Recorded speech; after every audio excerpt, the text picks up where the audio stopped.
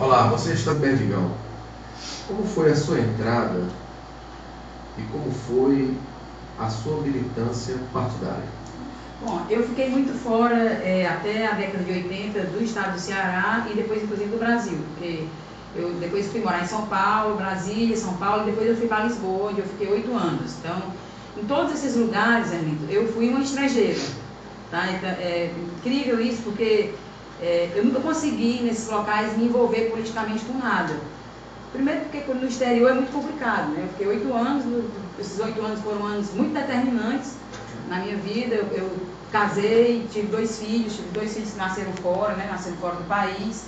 E fiquei afastada de todo esse contexto político brasileiro, acompanhando de longe, votava na embaixada, participei da primeira eleição direta do Brasil lá em Portugal já, torci muito, votei pelo Lula, sempre fui uma militante de esquerda, muito interessante, porque embora fazendo parte de uma família tradicionalmente, né, da oligarquia política, né, do poder político na sua forma, vamos dizer assim, mais diferente do que eu atuo hoje, o meu pai era um socialista, era praticamente, eu vou até dizer que eu ousar dizer que ele era um comunista, mesmo sem conhecer a ideologia comunista, mesmo sem conhecer a ideologia socialista. Então, a minha casa sempre foi uma casa de portas abertas. Então, eu nasci e me criei, a gente não tinha nada, era tudo de todo mundo. Então, tanto fazia, você às vezes estava deitado numa rede, você desocupava a rede, e vinha alguém doente para minha casa aqui, eu cansei de levar a gente, eu com 12, 13 anos, para se tratar nos hospitais de Fortaleza. Então, a minha vida sempre foi uma vida, mesmo sem eu querer, pública. Então, quando eu voltei para cá, para o Brasil, depois, na década de 90 e 95, eu voltei com uma inquietação muito grande, porque eu disse, poxa vida, agora eu voltei para o meu país agora é um país democrático de direito, né, conquistou isso, eu acompanhei isso de longe, me emocionava muito, eu chorava muito quando eu estava fora, porque eu dizia, pô, eu estou totalmente fora disso, como é que pode, eu estou aqui. Primeiro eu participei do Araguaia, porque eu não tinha idade. E aí a gente foi se politizando também, porque Portugal foi uma oportunidade maravilhosa na minha vida de conhecimento político. Portugal é um país social-democrata, né, que passou por uma revolução na década de 70, a Revolução dos Cravos, e eu tomei um banho, literalmente, de política em Portugal. Então, todo o afastamento que eu tive da política no Brasil, por conta mesmo de alienação política, de posicionamento familiar em alguns momentos, e pela própria formação que a gente tinha de adolescente, né? Os colegas não diziam muito bem o que estava acontecendo no Brasil. A gente imagina que a gente estudava moral e cívica, e matérias que a gente era obrigado a decorar os ministros da ditadura. Eu vivia num mundo que praticamente vivia, tenho a impressão que 90% dos jovens brasileiros da minha época.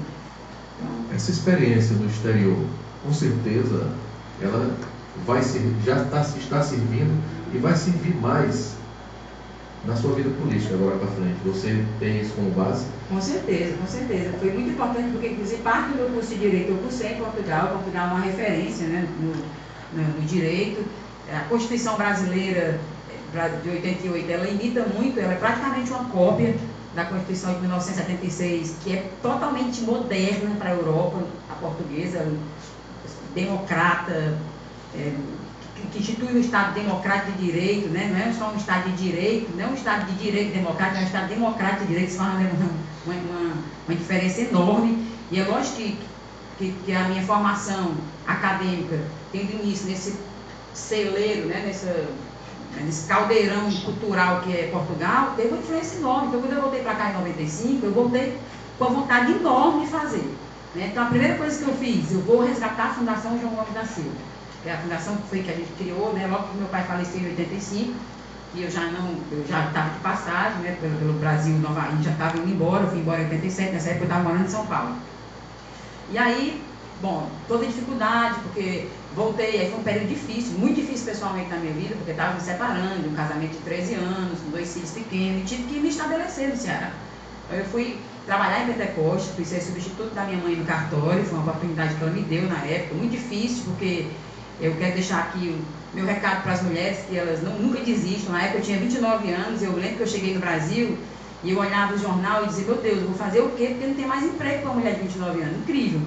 Então, totalmente o meu conceito de que é muito fácil, né, para a gente julgar, né? Não, as mulheres têm que aguentar, têm que ir em frente.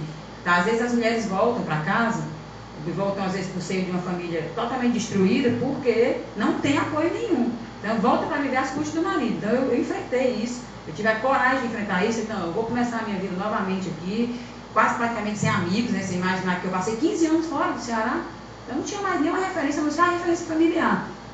E aí eu recebi um apoio muito grande da minha mãe, fiz a substituta dela, continuei o meu curso de Direito, me formei pela Unifor, demorei muito para me formar, porque tinha que criar os meus filhos, trabalhar, e logo depois eu conheci Perdigão, né, que era o meu marido, meu grande amigo, companheiro, irmão, pai, tudo na minha vida, porque é a pessoa que me apoia realmente em tudo, e foi ele que disse, olha, você tem que voltar às suas origens e ver realmente o que é isso da política na sua vida, porque é impressionante, a gente olha para você e a gente sente isso. Então, ele é totalmente visionário, porque ele é aquariano, e ele dizia assim, em 95, olha, você não pode fugir disso, a sua vida é a política. Então, logo depois, passado esse momento mais turbulento da minha vida, né, eu conheci a prefeita, Luiziane Lins, e fui participar do governo dela já em 2000, logo no início de 2006, logo no final do primeiro ano do governo dela.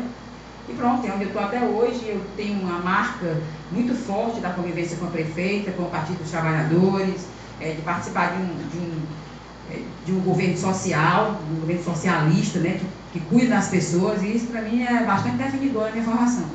Nessa época, Luísa Perdigão, você já era afiliada a algum partido? Não, eu não era afiliada a partido algum. Eu me filiei pela primeira vez ao Partido dos Trabalhadores, inclusive na minha cidade, que tinha assim, toda uma tendência de que eu me filiasse em Fortaleza, de que eu saísse candidata em Fortaleza, inclusive a vereador, tudo isso. Não, de jeito nenhum. Se eu tiver que prestar algum serviço partidário, né, política a gente já presta, né, e que a gente não queira, mas estando envolvido na gestão, mas envolvimento partidário mesmo, eu prefiro fazer na minha terra. Onde foi meu título, eu nunca,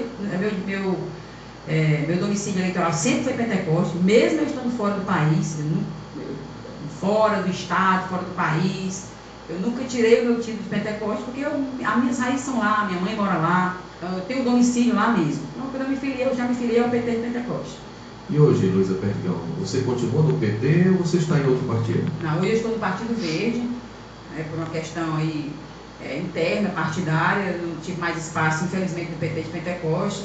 Mas fui muito bem acolhida no Partido Verde, o professor Dr. Marcelo, arquiteto, o querido Marcelo Silva, que foi aí prefeito já 2 vezes de Maranguape, também é uma referência, né, social e socialista, me convidou para o Partido Verde, e eu tive o cuidado de procurar realmente um partido que fosse mais parecido comigo, ou com a atuação que eu venho tendo na minha vida. Eu tive muito cuidado mesmo, né, na escolha do partido, saindo do Partido dos Trabalhadores, que é de fato uma grande referência para mim.